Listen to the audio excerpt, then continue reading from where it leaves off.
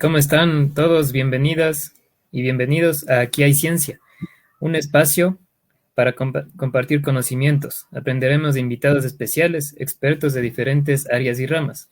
Aquí hay Ciencia es presentado y conducido por Katy Ilbay, Ismael Isurieta y David Rosado, quien les habla. Hoy en día tendremos una conversación con Francisco Vázquez. Hablaremos del volcanismo en el Ecuador, con énfasis en las erupciones más recientes y sus principales amenazas. Una corta presentación de nuestro invitado. Francisco Javier Vázquez Paredes es graduado en Ingeniería Geológica de la Escuela Politécnica Nacional en el año 2015.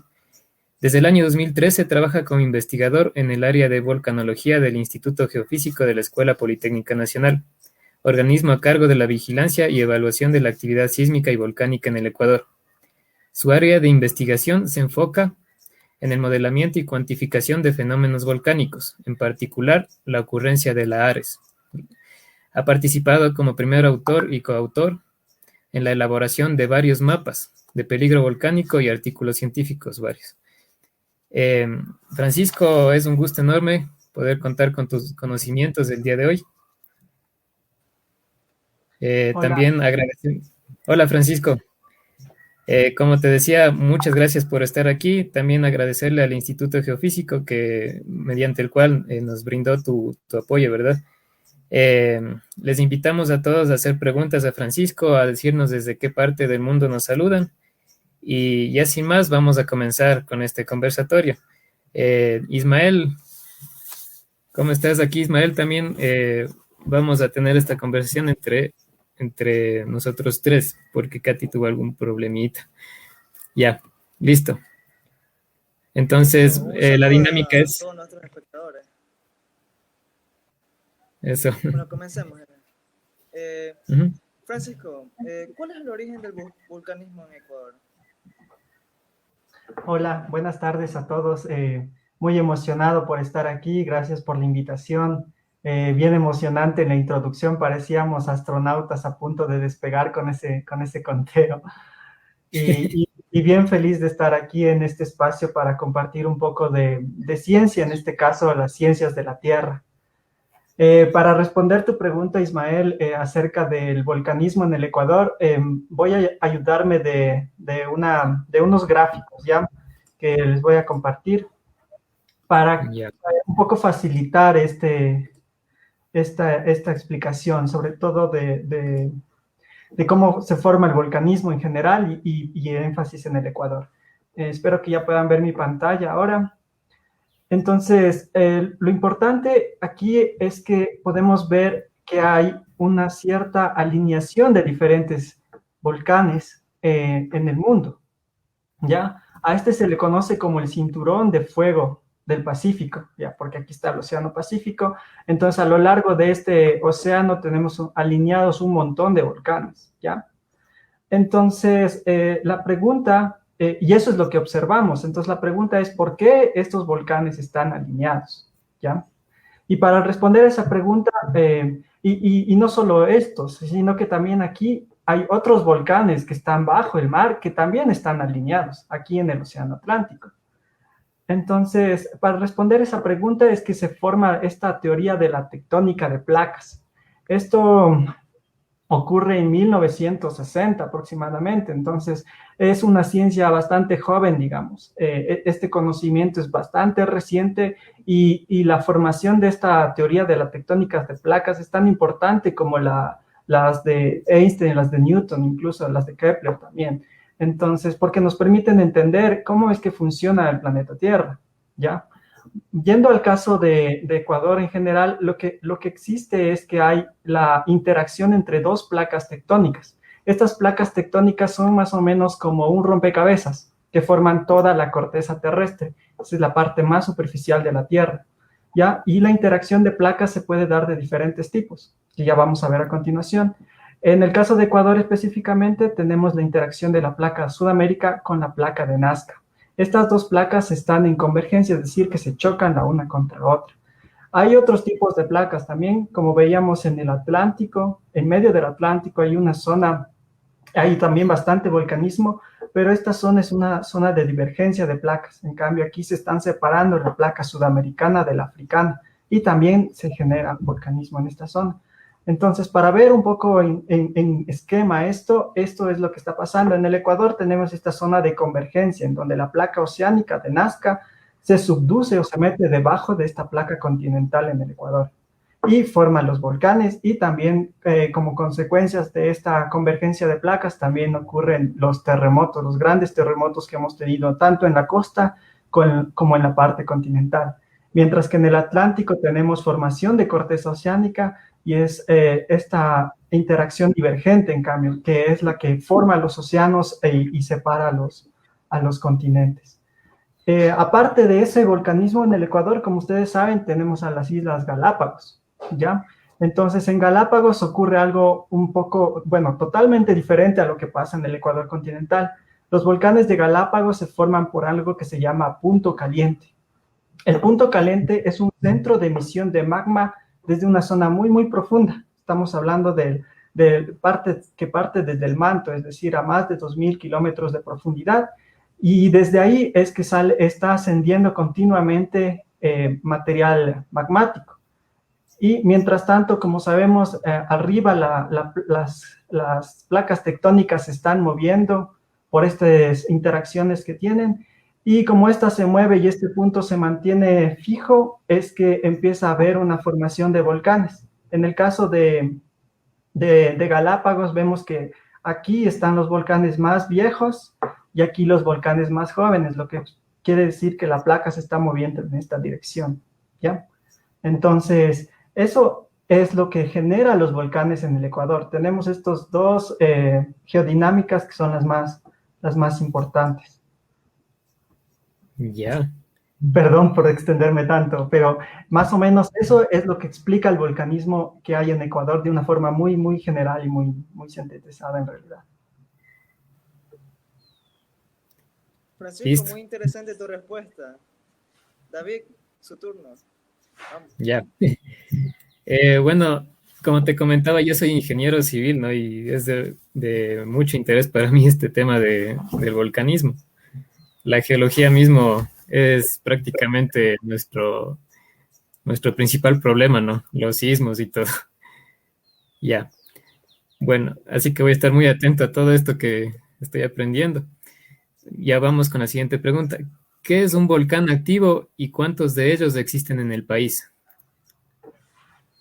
Sí, como tú dices, aquí los terremotos y tantas esas cosas, para ti como ingeniero civil son súper importantes, sobre todo cuando estudias las estructuras, porque les interesa saber con qué frecuencia causas, por ejemplo, resonancia de un edificio y este se puede colapsar, o cómo es el efecto de sitio, cómo se deben construir los cimientos y todo eso. Y es por ello que las ciencias de la Tierra, y en este caso la sismología, sería un punto fundamental para su entendimiento. Y es por ello que ahora lo que se ve es que hay un trabajo más multidisciplinario. No es que yo trabaje solo enfocado como un caballito, así viendo las cosas de los volcanes, sino que intento interactuar con otras ciencias para, de cierta forma, complementar y reforzar y tener investigaciones más profundas, ¿no?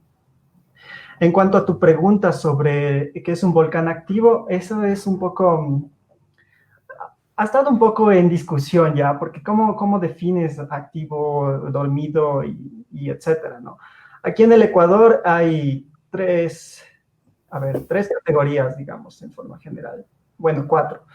La primera de un volcán activo sería los volcanes que tuvieron una erupción en el Holoceno. El Holoceno es un tiempo geológico que quiere decir que es desde 10.000 años hasta más joven, ¿ya? Desde 10.000 hacia el tiempo actual, digamos. Entonces, ¿por qué 10.000 el Holoceno? Eso es porque para la historia de un volcán eso es algo reciente, digamos. Recordemos que volcanes como, por ejemplo, digamos, el Cayambe, ¿no? Tiene más de 1.000.000 de años.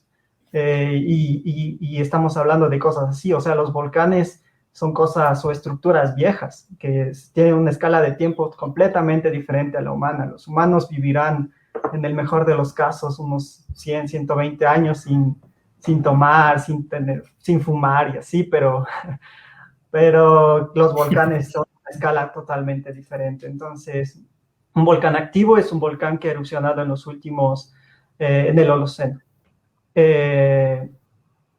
Bueno, eso en general, ¿no?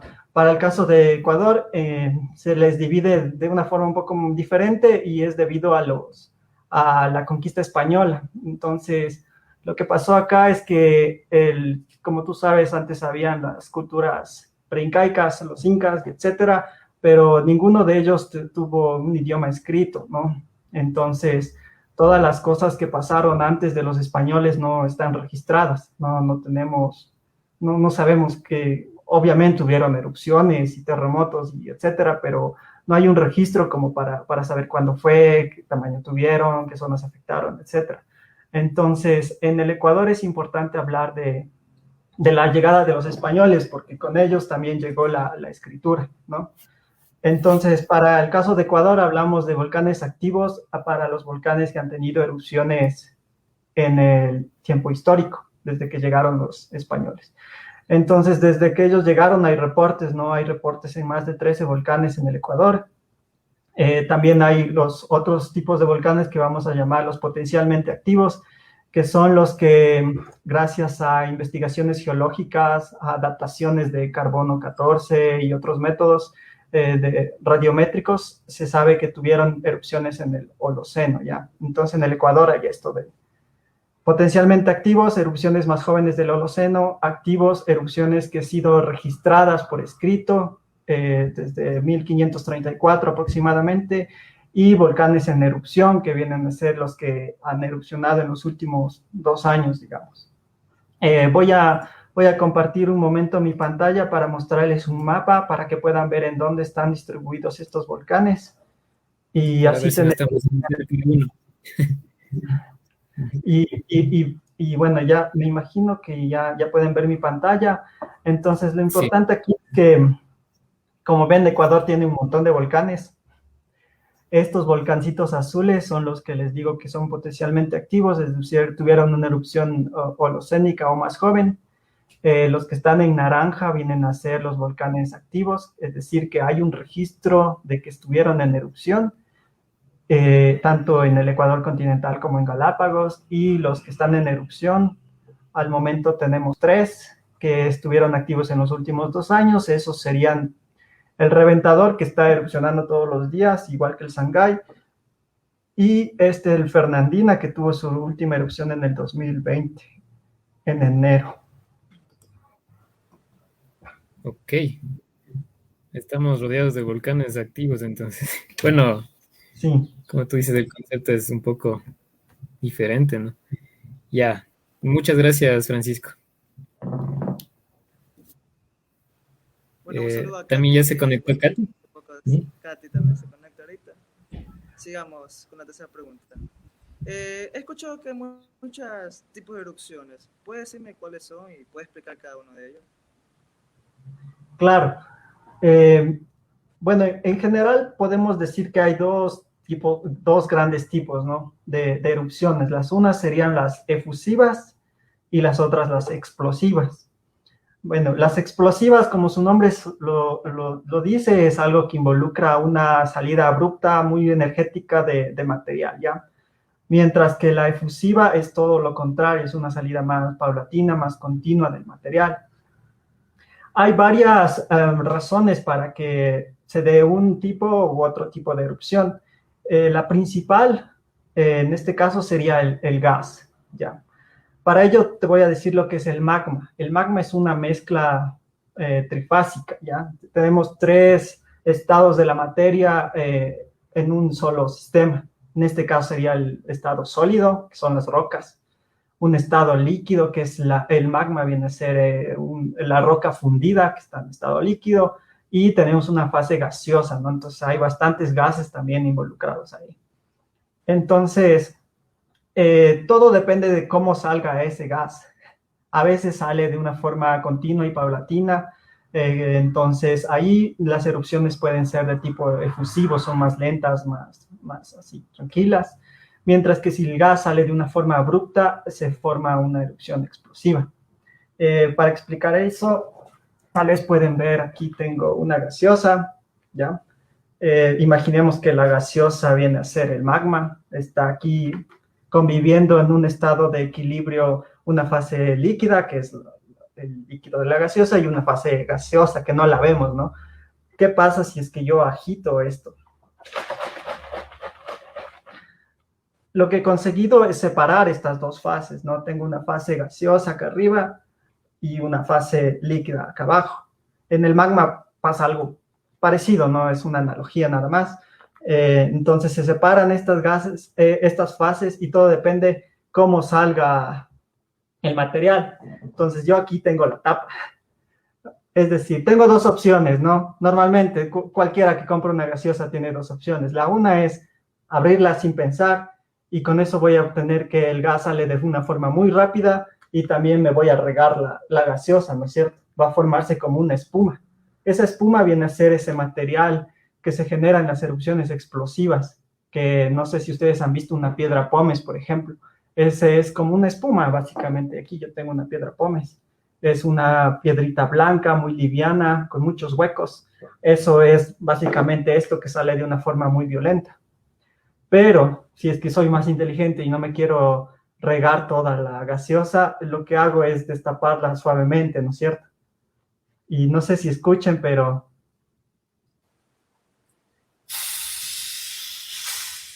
bueno, no sé si se escuchó eso.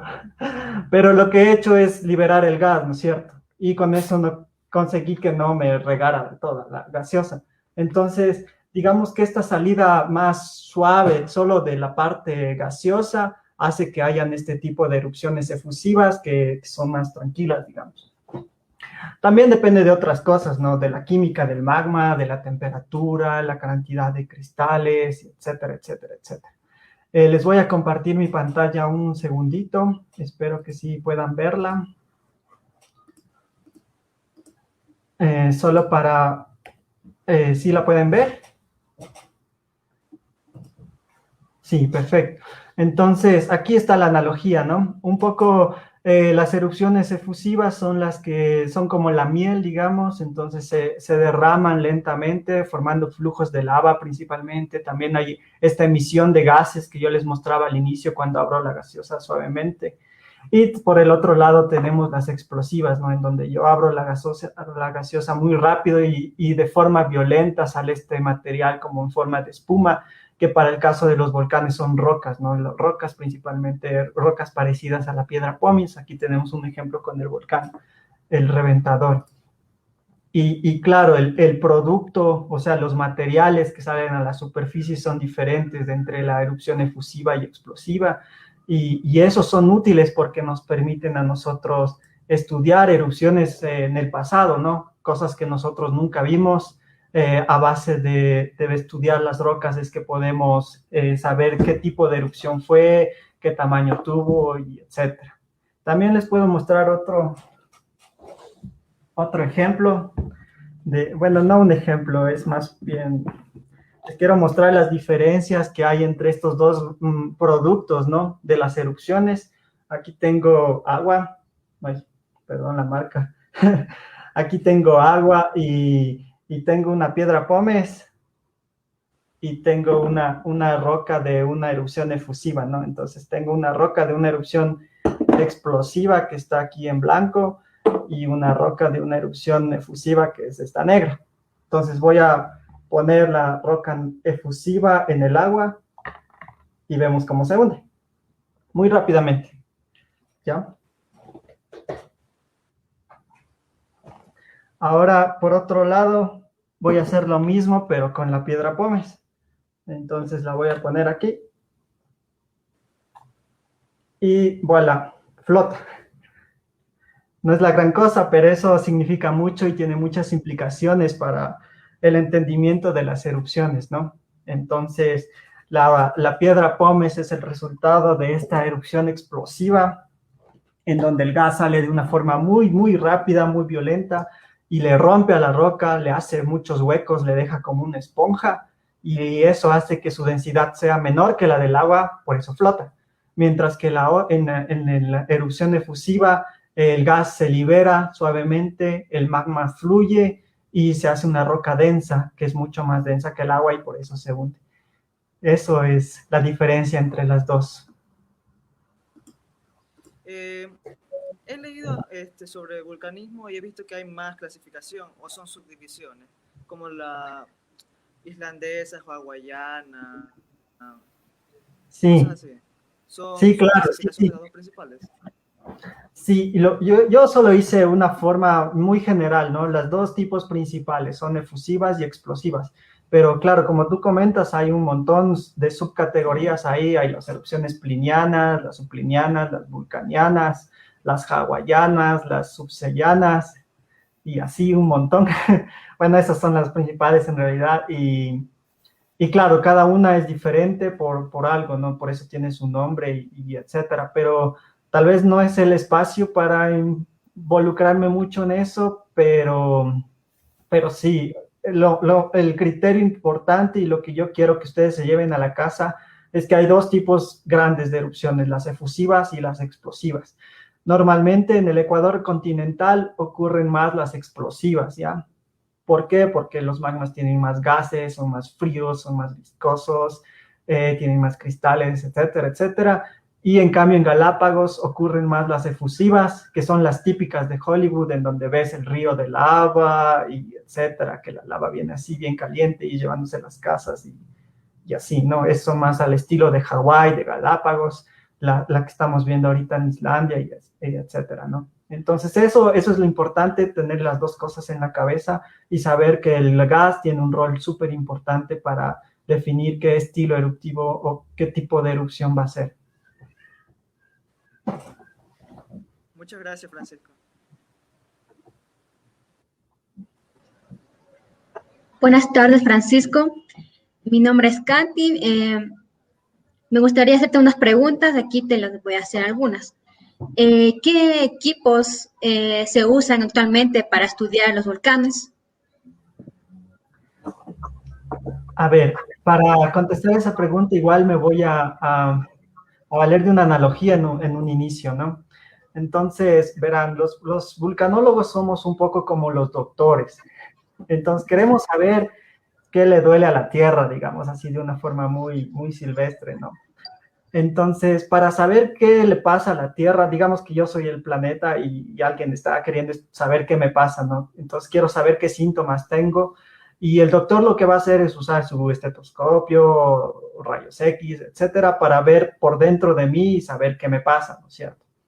Entonces, eso es más o menos lo que hacen los vulcanólogos. Utilizamos instrumentos para saber qué le pasa qué está pasando en la corteza de la Tierra, y la corteza de la Tierra involucra un espacio de algunos decenas de kilómetros, ¿no? No es que estemos viendo así en 100 metros ni nada. O sea, el vulcanismo en realidad ocurre en 20, 10, 15 kilómetros de profundidad. Aquí hay otra cosa que hay que tomar en cuenta, es que el hombre como humanidad, el hueco más grande que ha podido hacer, digamos, es una perforación para un pozo petrolero que es de aproximadamente de 13 kilómetros de profundidad. Entonces, hay que entender, ¿no?, que nuestras capacidades tecnológicas y de conocimiento y de dinero también no nos permiten llegar a zonas tan profundas de forma directa. Es decir, es imposible para un vulcanólogo hacer una perforación y ver qué le pasa al volcán por dentro, ¿no? Es imposible, por los costos, porque es peligroso, y etcétera. Entonces, lo que nosotros hacemos es usar o ver las expresiones en superficie de lo que pasa en el interior de la Tierra, ¿ya? Es por ello que usamos la geofísica, que es como la herramienta principal, también la petrología. Tal vez empiezo diciendo que la geofísica es, por ejemplo, los sismógrafos, digamos, que seguramente ustedes escucharon, que nos permiten registrar los movimientos telúricos, digamos, en el interior de la Tierra. Y el magma, cuando quiere subir a la superficie, obviamente tiene que atravesar un montón de rocas, kilómetros, kilómetros de roca, y eso también genera movimientos, ¿no? Porque hay algo que quiere subir a la superficie, entonces esos movimientos son los que registramos nosotros. igual deforman el suelo, entonces cambian cómo está el suelo porque hay algo que quiere subir a presión, entonces le va modificando, también medimos la deformación. Y obviamente el gas, como les había mostrado en el ejemplo anterior, el gas, por ser menos denso, es lo primero que sale a superficie. Entonces, no es una regla, pero generalmente se puede empezar a ver un incremento en la actividad fumarólica, es decir, empiezan a salir muchos más gases y esos gases podemos medirlos nosotros. Voy a compartir mi pantalla un segundito otra vez para mostrarles un poco qué técnicas se usan y cómo más o menos se ve este sistema magmático o cómo es que nosotros lo estudiamos. Entonces, me avisan cuando puedan ver mi pantalla para mostrarles. Ok, listo. Entonces, aquí está el volcán, como ustedes ven. Cero viene a ser la base del volcán, 0 kilómetros, y todos los procesos magmáticos están pasando acá abajo, ¿no? Aquí tenemos un primer reservorio magmático entre 3 y 10 kilómetros de profundidad, y la zona de producción de los magmas a más de 20 kilómetros de profundidad. Entonces, todo este material sube porque es menos denso que lo que le rodea, también por los gases y etcétera, y en todo este camino que tiene, nosotros podemos detectar las señales en superficie. O sea, mientras sube este magma, va a generar sismos, va a liberar gases, va a causar deformación en los flancos del volcán, que son deformaciones de la escala milimétrica.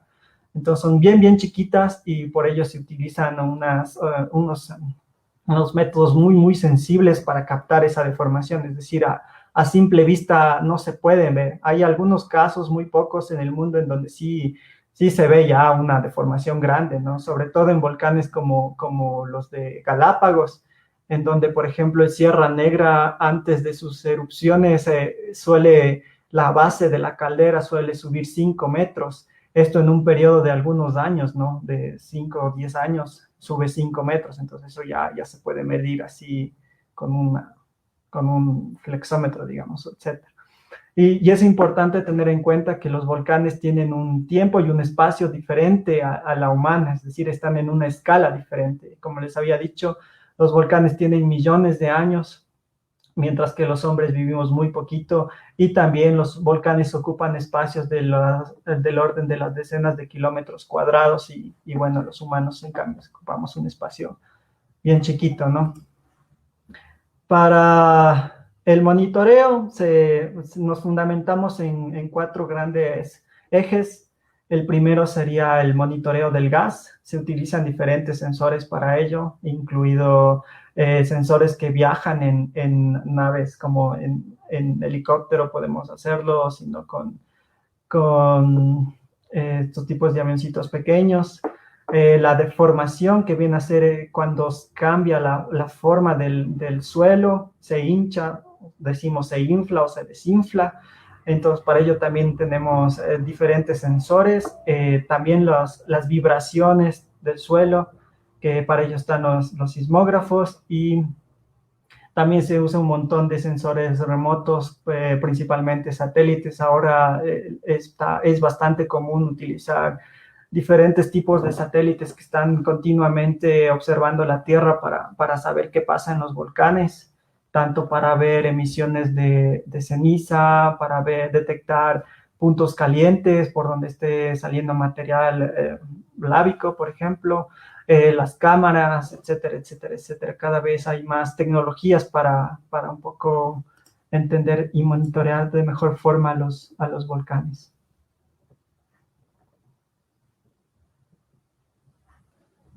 Gracias por responder. A continuación, Ismael.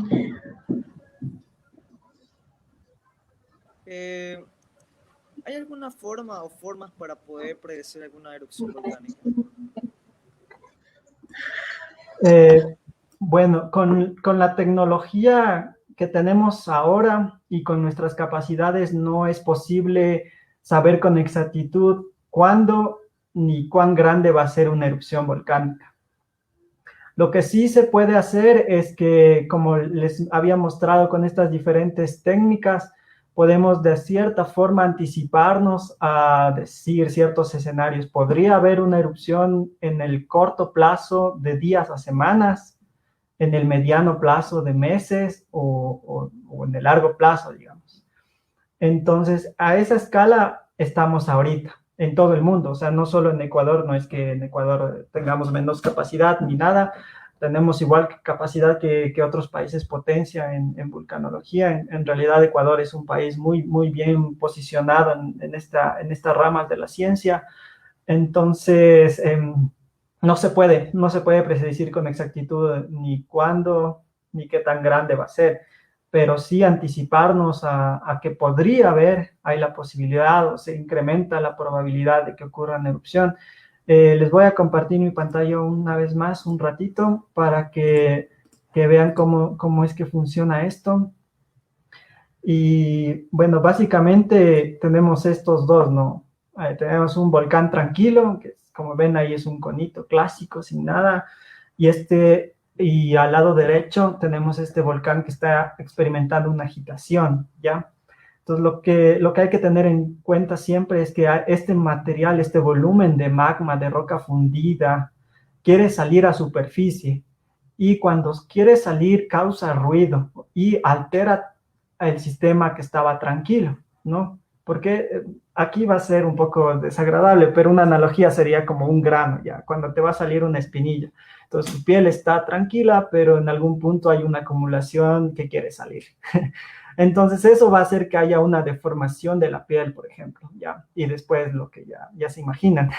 Lo mismo pasa en los volcanes. Entonces, este magma que quiere salir a la superficie va a cambiar el sistema que estaba tranquilo, y nosotros podemos medir ese cambio, ¿ya? Entonces, vamos a ver un cambio en la forma del volcán, por ejemplo, que se mide con estos ramas de la deformación, hay algunas técnicas, INSAR, GPS, etcétera. También vamos a ver que sale gas, porque es el menos denso, entonces sale a superficie primero, vamos a poder medir ese gas también. Y obviamente la subida de este magma va a generar sismos chiquitos, ¿no? No son sismos grandes, no son sismos destructivos generalmente, sino que son sismos pequeños que pueden ser registrados con estos instrumentos de alta precisión que tenemos acá, ¿no? Y que hay en todo el mundo. Ahora, el problema en realidad es que no es posible, a menos desde el punto de vista económico, tener una red de monitoreo en todos los volcanes del país. Como yo les había mostrado en una presentación, en una imagen anterior, en Ecuador hay casi 100 volcanes, ¿ya? Entonces no podemos tener estaciones en todos los volcanes, porque es muy costoso, porque es inmanejable, porque hay que darles mantenimiento a las estaciones. Esas estaciones deben transmitir datos en tiempo real a un sitio en donde se almacenan. Entonces es un montón de información, es un montón de todo. Entonces, por ello es que en el geofísico nos enfocamos en los volcanes que son considerados activos y potencialmente activos, ¿no? Y bueno, obviamente los que están en erupción. Entonces, ¿es posible anticiparnos a un proceso eruptivo? Sí. Por ejemplo, el caso del Cotopaxi en el 2015, en donde la erupción fue en agosto, pero el geofísico desde abril empezó a ver un incremento en algunos parámetros. La salida de gas al inicio aumentó en abril. En mayo, un incremento en la sismicidad y se veía, ¿no? Nosotros veíamos que la erupción ya estaba a la puerta de la casa. Entonces se avisó, se hizo un montón de informes cada rato y etcétera, etcétera, y a la final, en agosto, el 14 de agosto, tuvimos esas dos explosiones grandes que alertaron a todo el mundo y que a muchos les cogieron por sorpresas, pero a los científicos no, porque nosotros ya desde abril habíamos estado viendo este incremento en los diferentes parámetros y avisando y etcétera, pero a veces se llega a oídos sordos, entonces es más complicado eso. Eso ya es otro tema, ¿no? Un poco más allá de la parte científica ya. La parte social es mucho más complicada. Muchas gracias por tu respuesta, Francisco. Muy interesante. Quisiera preguntarle también sobre, ¿puede ocurrir en algún lugar de este país puede ocurrir en algún volcán en nuestro país una erupción explosiva como el del monte de Santa Elena de Estados Unidos. ¿Existe antecedentes de que haya ocurrido aquí? Muy chévere esa pregunta porque estamos a pocos días de celebrar ya 41 años de la erupción del St. Helens en Estados Unidos. Fue el 18 de mayo y estamos 15, entonces ya mismo cumple 41 años esa erupción, que es una de las erupciones más conocidas, digamos, en el mundo por obviamente por su magnitud, por los videos que hay, y es impresionante, ¿no? Yo tuve también la suerte de estar allá, creo que en el año 2017 o algo así, y es impresionante en realidad ver todo lo que pasó en el St. Helens. Para los que nos están viendo y tal vez no conocen esta erupción, yo he preparado aquí una pequeña animación para mostrarles, entonces voy a volver a compartir mi pantalla para que ustedes puedan ver de lo que estamos hablando. Ok, entonces me imagino que ya están viendo. Esperemos a que valga al inicio para poder explicar todo, ¿ya? Entonces, el St. Helens es como cualquier volcancito, ¿no? Tiene una forma un poco cónica y el 18 de mayo del 1980 pasó esto, que una parte del volcán se colapsa y ese colapso genera una erupción súper grande, que es la que estamos viendo ahorita, que mató a unos cuantos. Un científico muy importante de Estados Unidos también falleció ahí, y ahora el museo que está frente al St. Helens tiene su nombre también, y etcétera, ¿no? Entonces, si es que esto ha pasado en el Ecuador o puede pasar, pues sí puede pasar. No sabría si es que ha pasado en alguno de los volcanes, pero ha ocurrido fenómenos bien parecidos. Y aquí vemos al final, ¿no? Cómo cambia la forma del volcán de ser un cono hasta forma un gran anfiteatro. Entonces, en Ecuador, por ejemplo, no hemos visto, ¿no? En la historia escrita ni reciente, no ha pasado nada como esto. Pero si vamos a ver el pasado de los volcanes, vamos a encontrar que muchos de los volcanes de Ecuador tienen ese tipo de morfologías, ¿no? Que tienen estos grandes anfiteatros. Entonces, es muy probable que en muchos de nuestros volcanes haya pasado eventos catastróficos como estos, que están relacionados al colapso de un flanco del volcán, o sea, de una parte del volcán se colapsa, ¿ya? Pero no hay que preocuparse tanto porque estos son eventos que ocurren una o dos veces en la historia del volcán. Entonces, si un volcán tiene 1 millón de años y pasó una vez, entonces el periodo de retorno de algo así es súper grande. Estamos hablando igual de la escala de centenas de miles de años. Entonces, sería muy, muy poco probable que nosotros, como nuestra generación y las generaciones venideras, vean algo así. De hecho, antes de la erupción del St. Helens ni siquiera existía este concepto del colapso de flanco. O sea, nadie se había imaginado de que literalmente un volcán se puede como caer y partir ahí como en la mitad. Entonces no existía ese concepto. Y es esta erupción del St. Helens del 80 que un poco cambia la forma de pensar de los vulcanólogos y da a ver cómo esto de fenómeno nuevo para ese tiempo, cómo ocurre, y se empiezan a encontrar en otros volcanes, ¿no? Que también ha habido estos eventos grandes. Entonces aquí, por ejemplo, tenemos al Chimborazo.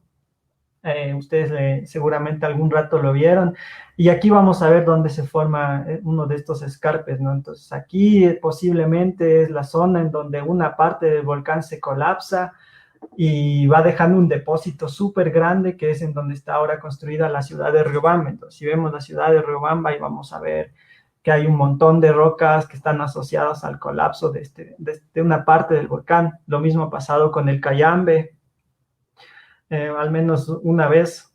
Y ya hay otros ejemplos, ¿no? El Paso Ochoa, si es que ustedes han podido visitarlo, es un ejemplo muy claro en donde se ve la forma que deja estos colapsos de flanco. Entonces, En el Ecuador sí ha pasado, no en las épocas recientes, y como les digo, la frecuencia o el periodo de retorno de estos eventos es de una escala de tiempo súper grande, entonces no debe ser algo que nos quite el sueño.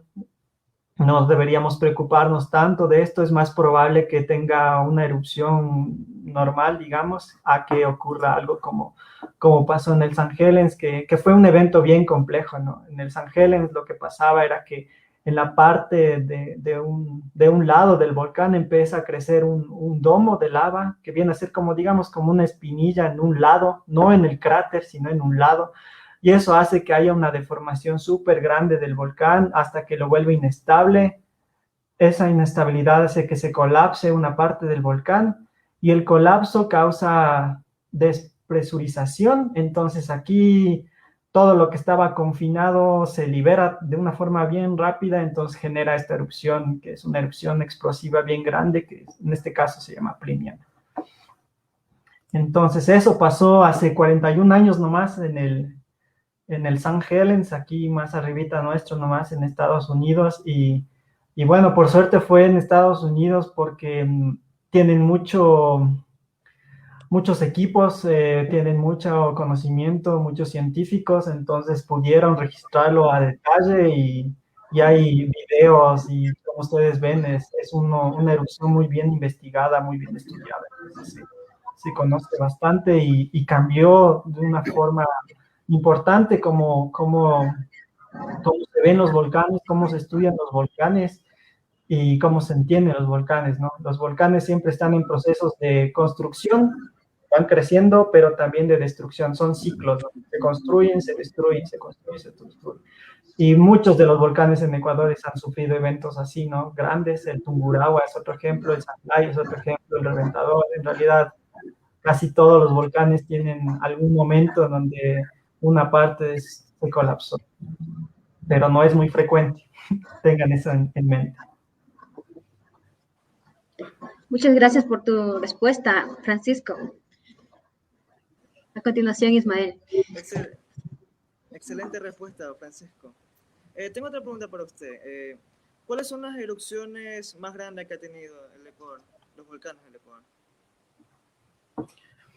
Bueno, eso un poco depende de la escala de tiempo, ¿no? Entonces, si es que pensamos en el último 1.000.000 de años o en los últimos 10.000 años, etcétera, entonces hay diferentes. Yo un poquito mejor me voy a enfocar más al trabajo que hago, que es más en los volcanes que están activos, potencialmente activos en erupción. Entonces, si pensamos en los últimos 20 años, las erupciones más grandes, sin duda, ha sido la del Reventador en el 2002. Fue una erupción categorizada como BEI 4. Ya les voy a explicar lo que significa eso del BEI. Y bueno, fue bien grande, una columna de 17 kilómetros de altura, una columna de ceniza. También generó flujos piroclásticos que destruyeron parte del OCP. Bueno, el Reventador está en la vía Lago Agrio, ¿no? Para que se ubiquen. Y también cayó un montón de ceniza. Yo me acuerdo, yo era niño todavía en ese tiempo, vivía en Cayambe, y cayó bastante ceniza en Cayambe, ¿no? Incluso creo que hubo lluvia y coincidió, entonces caía lodo. Y era impresionante, ¿no? Cuando uno es niño se queda impresionado con eso, y me acuerdo que bueno, viendo al Cayambe, a la parte más al sur, se veía que el cielo era como rojo y negro, y yo me acuerdo que en ese tiempo me mandaban del colegio a leer el periódico, la parte de ciencias, y algo había coincidido que habían encontrado un agujero negro y algo así, y yo decía, ya se va a acabar el mundo y todos vamos a morir, y etcétera, ¿no? Viendo la erupción porque no sabía qué pasaba, y después vino la ceniza y fue tremendo, ¿no? Impresionante.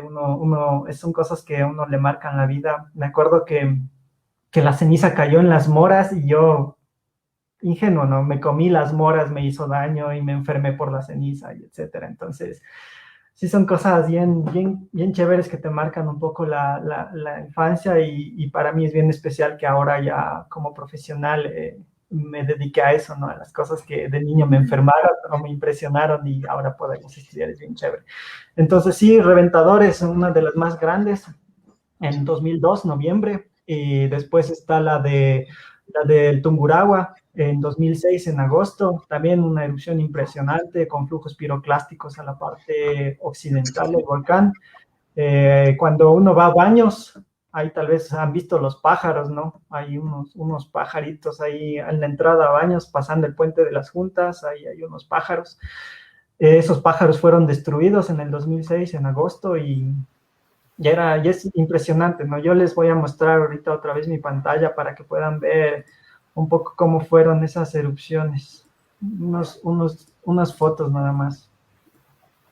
A ver, entonces, ahí está. Entonces, aquí a la izquierda tenemos el Reventador, la erupción que les digo del 2002, una columna de ceniza súper grande y también la formación de flujos piroclásticos.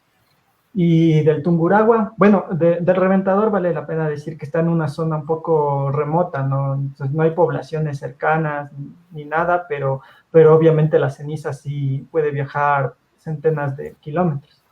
En cambio, en el Tungurahua, sí hay varias poblaciones cerca, obviamente la de Baños es la más conocida y la más habitada, está al norte del volcán y de cierta forma está protegida por la forma que tiene el volcán, por la topografía del volcán. Mientras que al occidente, en cambio, ahí es donde siempre se van los productos más recientes, porque digamos que es como una olla que tiene una inclinación hacia el occidente, entonces la mayoría de los depósitos se inclinan en esa dirección, ¿no? Entonces aquí vemos cómo se forma un flujo piroclástico, y aquí están los pájaros, ¿no? Esto es en 2005, antes de la erupción, entonces son unos pajaritos ahí a la entrada de Baños, y esto es después de la erupción, entonces vemos como ya no hay este pájaro, ya no está, y todo fue rellenado, ¿no? Con un material, aquí vemos que era una como gradita, entonces todo está rellenado con este material caliente. Un flujo piroclástico es una mezcla de ceniza, de bloques, de todos los escombros que estén en el camino, que viajan a la escala de decenas de kilómetros por hora, como un carro, digamos, rápido. Viaja rápido y es bien caliente, no estamos hablando de cosas de más de 100 grados de temperatura, entonces son cosas bien rápidas, bien calientes y con mucho material que obviamente si tú estás cerca puedes morir inmediatamente por asfixia o por los golpes que puedes recibir, ¿no? Esto fue en el Fuego, si ustedes recuerdan, hace unos años, el volcán Fuego en Guatemala fue el que mató a mucha gente, sobre todo en estos pueblos de los lotes, ¿no? Una tragedia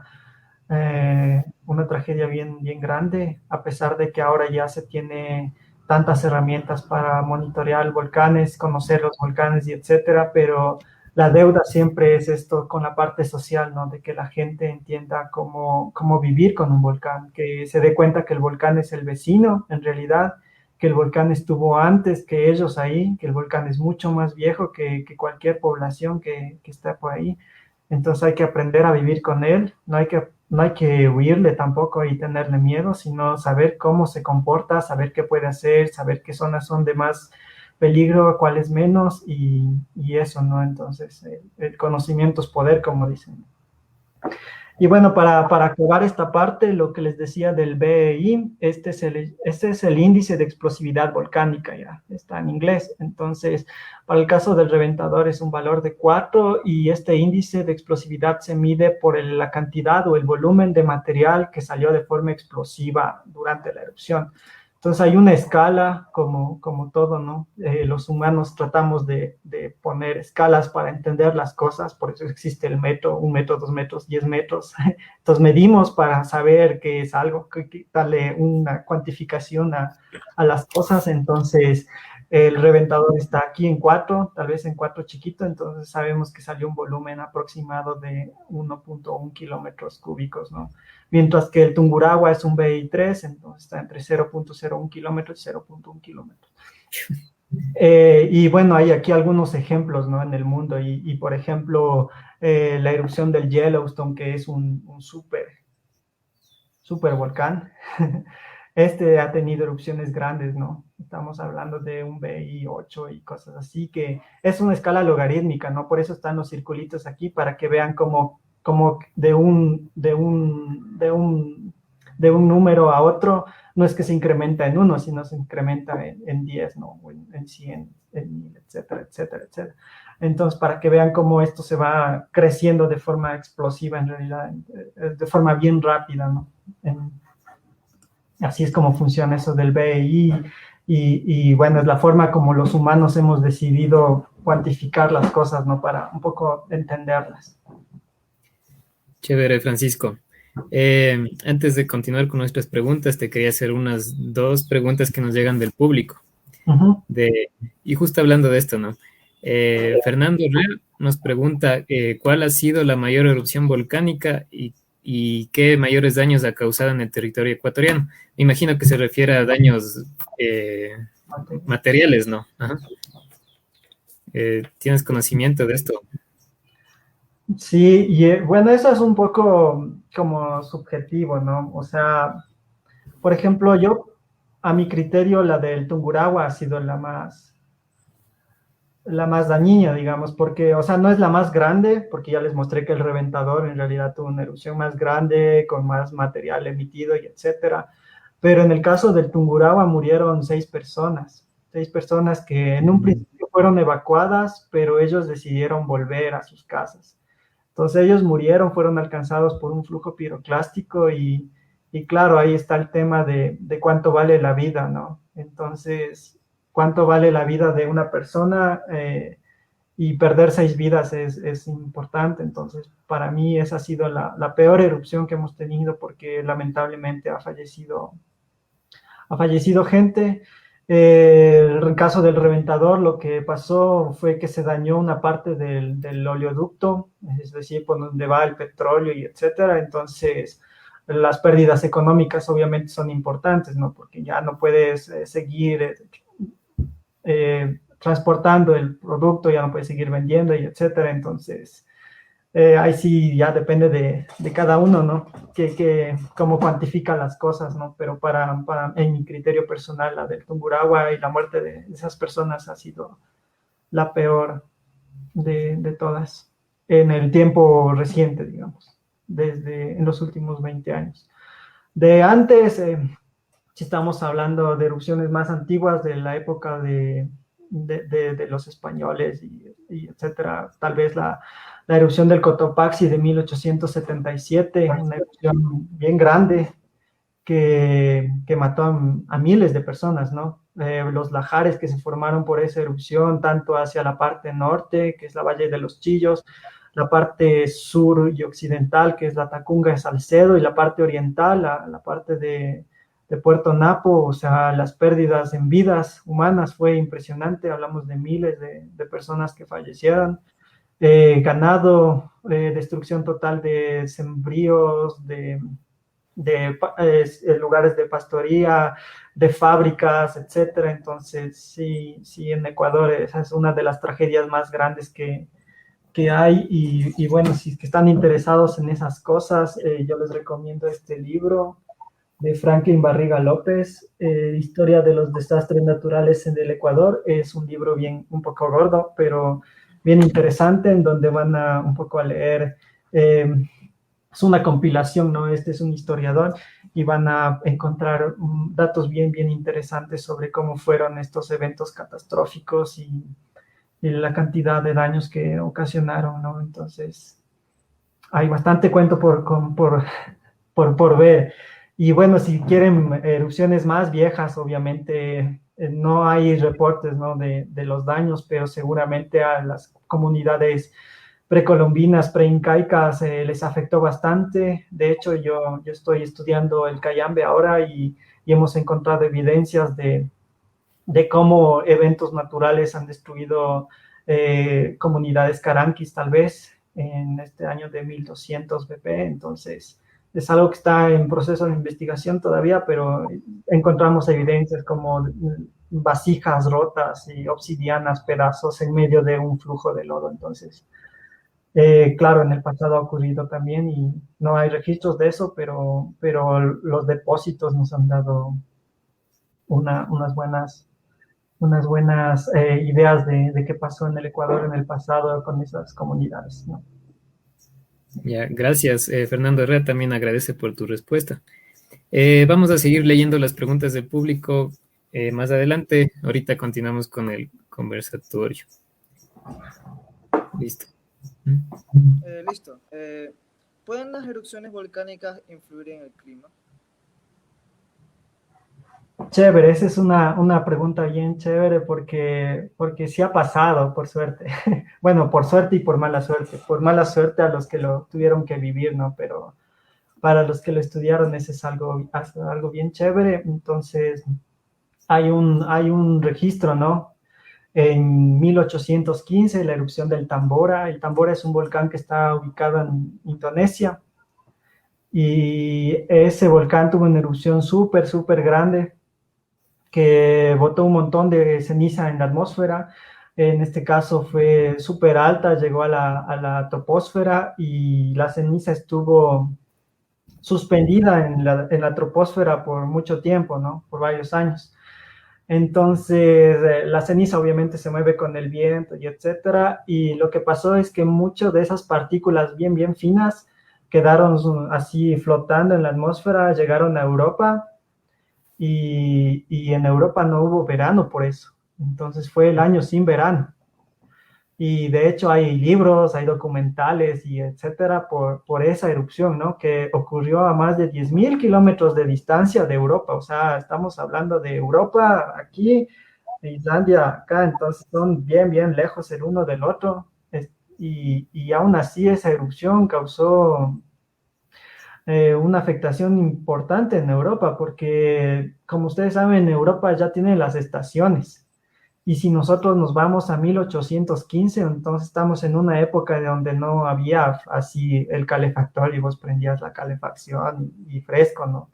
Y en una época donde no había refrigeradora y donde no había globalización y no es que vos ibas al mercado y comprabas los plátanos de Ecuador, digamos, si te pegabas tu banana de Ecuador, etcétera. Entonces, en una época donde no había muchas limitaciones, ¿no?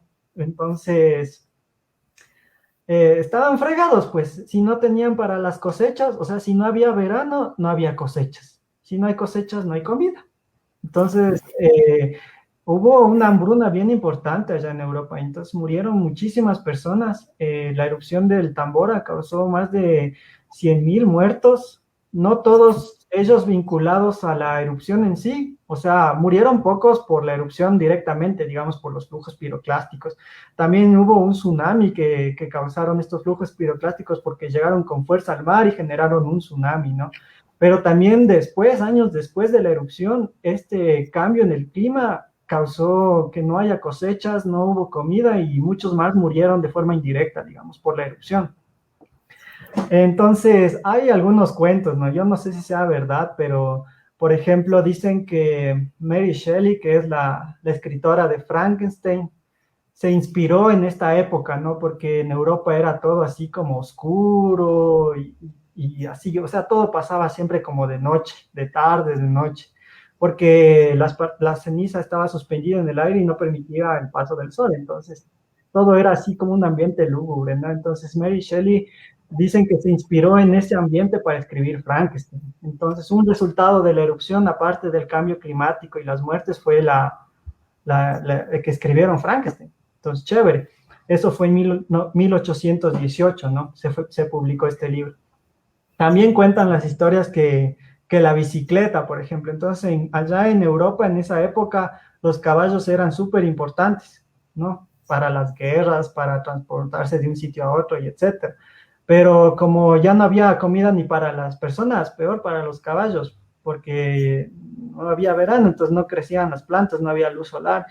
Entonces dicen que la bicicleta se inventó por eso, por culpa de la erupción, porque como ya no había medios de transporte, necesitaban uno nuevo y como ya los caballos estaban muriendo y etcétera, entonces se inventan la bicicleta en 1817, ¿no? 2 años después de la erupción. Y así hay un montón de historias relacionadas a esta gran erupción. Es bien interesante, yo les recomiendo un poco seguirla. Hay un documental bien chévere, yo les voy a compartir mi pantalla ahorita para que vean.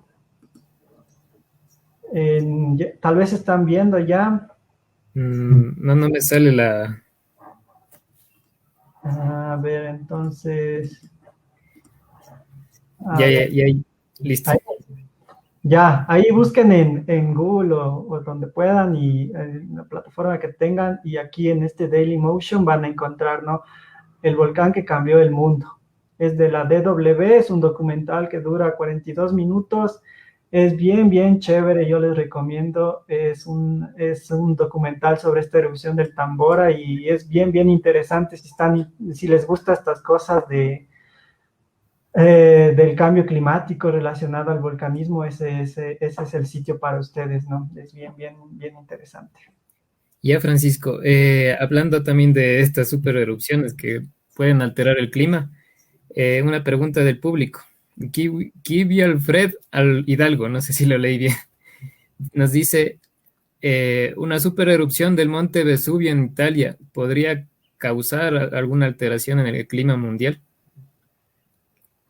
Bueno, cualquier supererupción puede cambiar el clima, ¿no? Entonces, no necesariamente de un volcán en específico, o sea, cualquier volcán que tenga una erupción lo suficientemente grande con estos BI que les mostraba entre 7 y 8, incluso entre 6, 7, 8 va a producir un cambio en todo el planeta, ¿no?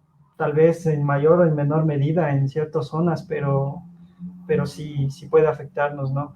Incluso una gran extinción, la de los dinosaurios, se dice que en ese tiempo el volcanismo era súper activo, ¿no? Entonces había un montón de volcanes en erupción, un montón de gas saliendo a la atmósfera que obviamente causan este cambio climático y después vino la pepita del cielo, ¿no? El asteroide que de una vez ya acabó con todo, o sea, fue como todos los males en un solo rato. Entonces ese límite de KT que mata a los dinosaurios, ¿no?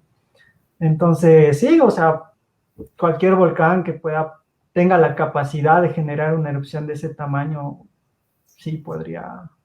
Ahí hay algunos en el mundo, ¿no? Tambora es un ejemplo, el Taupo es otro, el Yellowstone también, y muchos más, ¿no? Hay algunos volcanes que pueden hacer este tipo de erupciones. Ok.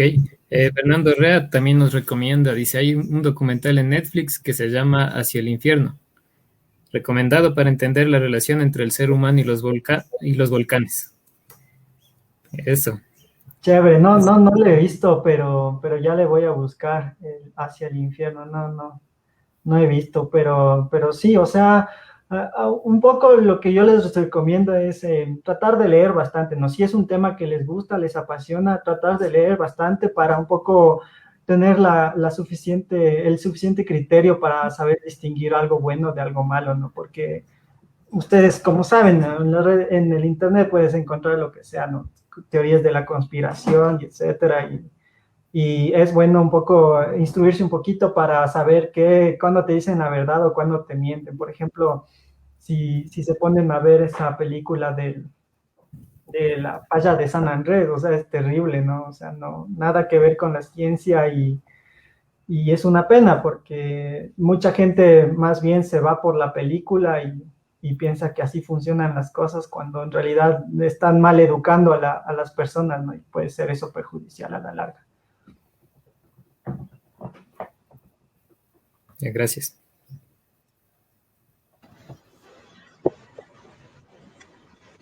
Tenemos más preguntas para ti, Francisco. Espero que nos ayudes a contestarlas. ¿Cómo afectan las erupciones volcánicas al funcionamiento de las ciudades? Ya, eso es bien interesante y seguramente muchos de ustedes o de las personas que nos están viendo las han vivido en carne propia, así como yo les contaba de niño cuando me cayó la ceniza en mi casa y me comí la mora con ceniza y me enfermé del estómago, así a muchos ha afectado, ¿no? De forma diferente. Ahorita está en boga un poco las ciudades de Riobamba, Guayaquil, son ciudades grandes en donde ha caído un montón de ceniza del Sangay. Y bueno, afecta en diferentes niveles, ¿no? Por ejemplo, en los aeropuertos, digamos. Entonces, los aeropuertos no pueden trabajar en condiciones de ceniza porque es muy peligroso, los motores se pueden contaminar y los aviones pueden caer incluso, y etcétera. Entonces, bien, bien, bien difícil. Obviamente igual las escuelas, los niños no podrían ir a clases porque está cayendo la ceniza. No es bueno estar expuesto a la caída. Digamos que la ceniza puede ser absorbida por el sistema respiratorio y luego tener problemas respiratorios. Entonces, los pulmones se pueden afectar. La ceniza básicamente es varios componentes, ¿no? Entre ellos principalmente el vidrio volcánico. Entonces vas a ver que son pedacitos de vidrio chiquititos, bien chiquititos, no se ven así a simple vista, y obviamente si absorbes eso y te tragas, te vas a irritar las mucosas, pueden afectarte a los pulmones a largo plazo y etcétera. Entonces, bien, bien peligroso para las ciudades. Básicamente detienen las ciudades, depende de la cantidad, ¿no? Si son unos pocos milímetros, ya pueden causar dificultades al funcionamiento de una ciudad. En el caso de Quito, por ejemplo, en 1999, la erupción del Huagua Pichincha, cayeron un milímetro de ceniza o dos máximo, y la ciudad detenida por completo. O sea, no se puede circular. Por ejemplo, si tú vas en tu carro, pierdes un poco de tracción con el suelo, pero aparte de eso la ceniza se levanta, entonces no puedes ver, es como una neblina bien espesa, puede causar accidentes. Lo que les decía de los aviones también, y lo otro es que como la ceniza se deposita en todo, también en los techos, ¿no? Y en los techos generan una carga. Y cuando hay lluvia, por ejemplo, ese peso sobre el techo aumenta, y en algunos casos los techos pueden colapsar. Entonces siempre ese es un problema.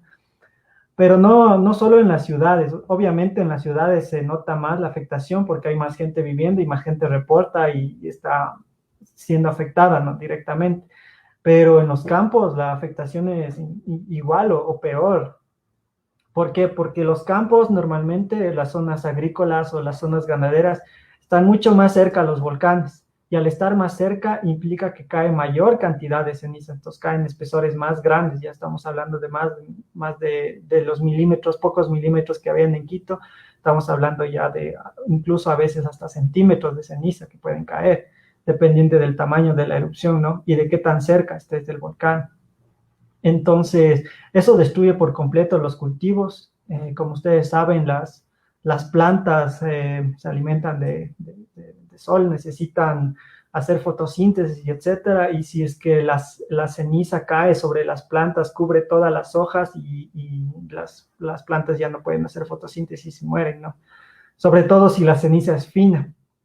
Si es fina, se pega mucho en las hojas, ¿no? Entonces es difícil quitar la ceniza de las hojas y mueren. Si es más gruesa, lo que suelen hacer es limpiarle un poco, golpear las plantas de lado a lado para que caiga la ceniza, ¿no? Y así que la afectación sea menor. Y lo mismo para la ganadería. Entonces, el ganado se come este pasto con ceniza y eso les puede causar problemas al estómago, ¿no? Entonces, muchos mueren.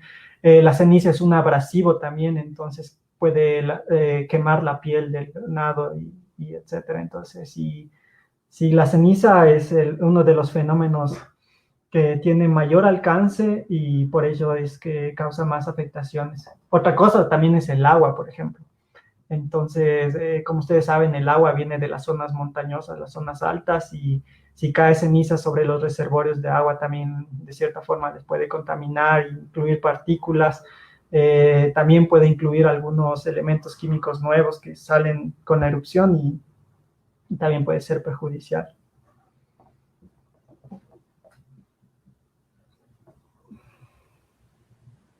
Sí, muchas gracias por tu información, gracias. Sí, Ismael. Estamos hablando de cómo afecta la ceniza, bueno, las erupciones de volcanes a las ciudades. Con respecto a eso, ¿cómo afectaría esta ceniza a las infraestructuras o construcciones? Ya, bueno, a la infraestructura, la ceniza sería principalmente lo que les comentaba en los techos, ¿no? La ceniza se deposita en los techos de las casas, genera una carga, y dependiendo de las condiciones, ¿no? Si hay lluvia, esa carga se puede incrementar, duplicar o triplicar, aumentar el peso de la ceniza, y los techos pueden colapsar, sobre todo los techos que son más simples, digamos, como el Eternit, el zinc, la teja también se puede colapsar, etcétera.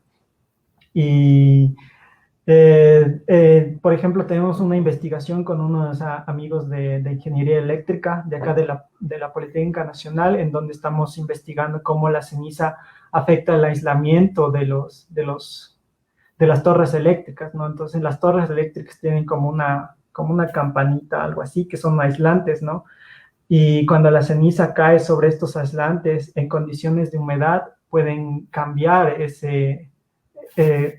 o sea, el aislante pierde sus propiedades de aislante y se vuelve un conductor. Entonces, al volverse un conductor puede ocasionar un cortocircuito, es decir, las erupciones volcánicas, cuando generan ceniza y caen sobre estas torres, podrían producir que haya cortocircuitos y con eso dejar sin energía eléctrica a ciudades, dependiendo de en qué zonas caigan. A los aeropuertos igual, ya hay reportes de cómo la ceniza afecta a los motores, los congela, sobre todo si es que el avión está en vuelo y atraviesa una nube de ceniza, los motores se van a fundir esta ceniza, o sea, la ceniza se va a meter en las turbinas van a fundir la ceniza, se va a cristalizar y lo que va a pasar es que el motor se detiene. Entonces el avión deja de mover su motor y queda suspendido. Y eso ya pasó, entonces hay un protocolo ahora que se sigue de forma muy rígida para evitar que los aviones pasen por donde hay nubes de ceniza, ¿no? Y a nivel mundial, me recuerdo la erupción del 2010 en Islandia, una erupción de un volcán, el innombrable le llamamos nosotros, porque es un nombre súper largo, típico islandés, es un nombre larguísimo e impronunciable. Creo que es Fayalakul, algo así. Lo siento, sí, eso es imposible. Y en 2010 hubo una erupción bien grande que llevó un montón de ceniza a Europa, ¿no? Islandia está más arribita, entonces llegó la ceniza a Europa y cerraron toditos los aeropuertos y causó un montón de pérdidas económicas porque cerraron todos los aeropuertos. Entonces, hay bastantes afectaciones solo de la ceniza en la infraestructura. Y la ceniza es uno de los varios fenómenos volcánicos que podemos ver durante una erupción. Entonces, hay otros, ¿no? Como los lahares, los flujos de lava, los flujos piroclásticos, que en cambio causan un impacto destructivo inmediato, ¿no? Entonces viene un flujo bien grande, destruye la cosa que estaba aquí, simplemente la elimina, digamos, de cierta forma. Entonces es diferente dependiendo de qué estés estudiando, la afectación, el nivel de afectación es diferente. Gracias, Francisco. Una curiosidad, ¿no?, que te comento.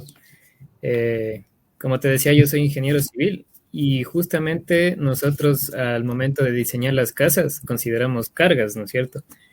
Entre estas cargas que son, digamos, la carga viva, es decir, de los ocupantes, de cosas que se mueven, bueno, sin entrar mucho ese tema, también se considera una carga por una capa de ceniza que podría caer, ¿no? Dependiendo de dónde estemos diseñando nuestra casa.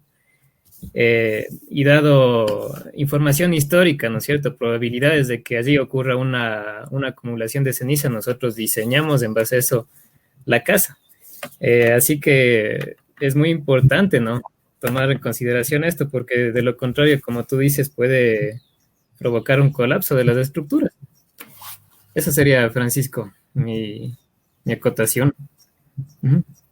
Sí, chévere. Y es por eso que es importante este trabajo multidisciplinario, ¿no? No solo de una ciencia, sino de varias ciencias al mismo tiempo, en el mismo nivel para tratar de complementarnos, ¿no? Y sí, o sea, a mí me gustaría un poco hacer ensayos de carga con ceniza. Tengo ahí un artículo a medio escribir sobre ese tema, en donde estudio una erupción del Pululagua, un volcán que está acá en Quito, y me gustaría ver cómo es la carga en los techos de aquí bueno, en el estilo de construcción de Ecuador, ¿no? Y tomando en cuenta que es una construcción mayoritariamente informal.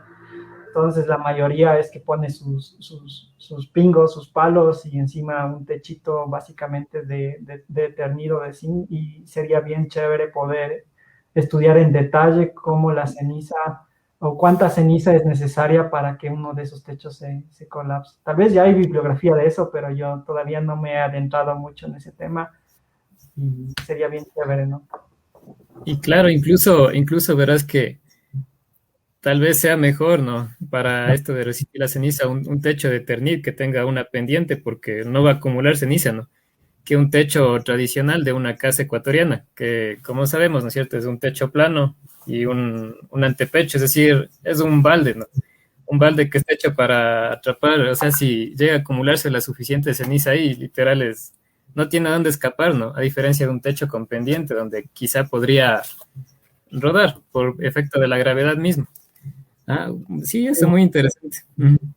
Y eso son cosas que ya existen. Por ejemplo, en Europa no es que tengan muchos volcanes y que les caiga mucha ceniza, pero lo que sí les cae es nieve, y bastante nieve.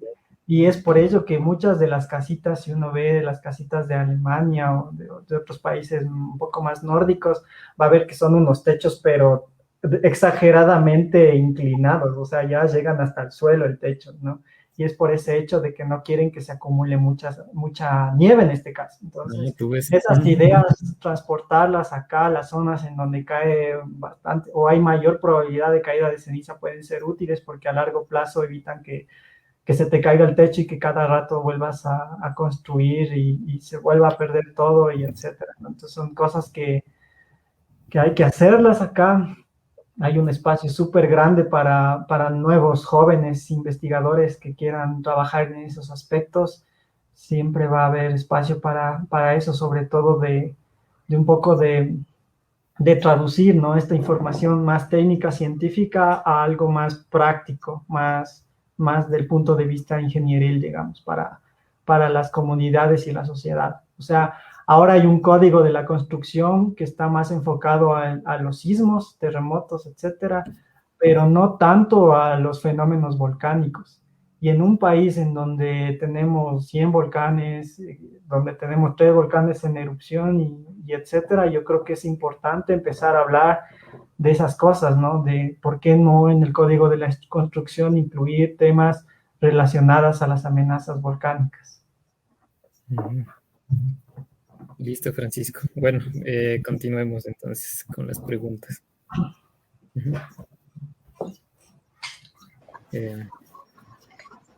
Bien, me gustaría preguntarte, ¿cómo es el trabajo de un geólogo vulcanólogo o vulcanólogo? Sí, bueno, depende, ¿no?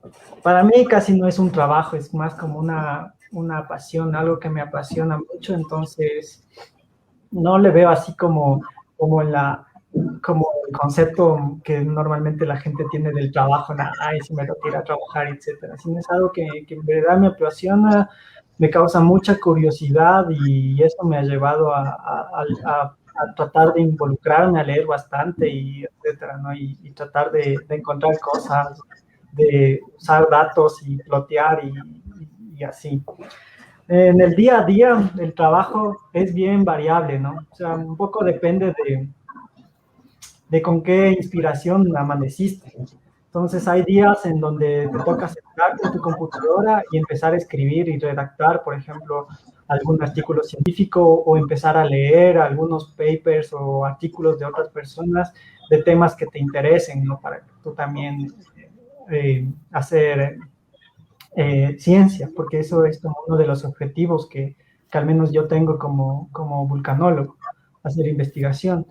Pero también hay días en donde tienes la suerte de ir al campo, por ejemplo, esa es la otra oficina que tenemos los vulcanólogos y los geólogos, salir al campo y empezar a leer las columnas estratigráficas. Para nosotros esos cortes que hacen cuando hacen las carreteras son libros, básicamente, porque tenemos la oportunidad de ir a ver qué es cada capa, qué significa, está relacionado a qué tipo de actividad y etcétera, tomando en cuenta que en la sierra, sobre todo Sierra Norte, Sierra Centro, casi todas las columnas que vemos estratigráficas, todos los cortes que hay en las carreteras están relacionados a actividad volcánica. Ya casi toda la parte de la sierra está cubierto de eso, porque ¿por qué? Porque los volcanes han estado en erupción aquí un montón de tiempo y son los que generalmente generan o producen estas capas, ¿no? Que se ven cuando uno viaja, va viendo unas capas blancas, unas cafés, unas más negras, etcétera. Todos esos para nosotros son como libros que nos cuentan la historia de qué pasó en ese sitio, ¿no?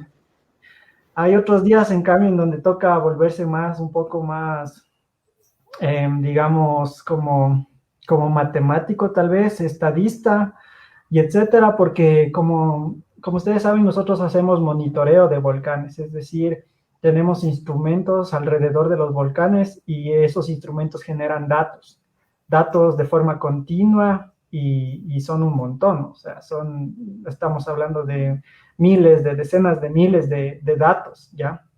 Y esos datos deben ser de alguna forma procesados, interpretados. Entonces, a veces te sientas en tu computador y escribes un script en algún programa como MATLAB o R para dibujar esos datos, para tratar de hacer estadística, tratar de entender cómo se comportan esos datos y etcétera. Entonces, es bien variante, ¿no? El trabajo del vulcanólogo es de oficina, es de campo, a veces es extremo, ¿no? Nos toca ir a la erupción. Por ejemplo, tengo la experiencia de la erupción de Sierra Negra en el 2018. Me parece que fue el 26 de junio y nosotros ya el 27 de junio viajamos a Galápagos así con un poco de ropa, las mochilas, los equipos y estuvimos ahí a horas después de la erupción viendo los productos, recogiendo el material en un ambiente súper, súper duro, súper difícil. Se imaginarán el piso era lava literal.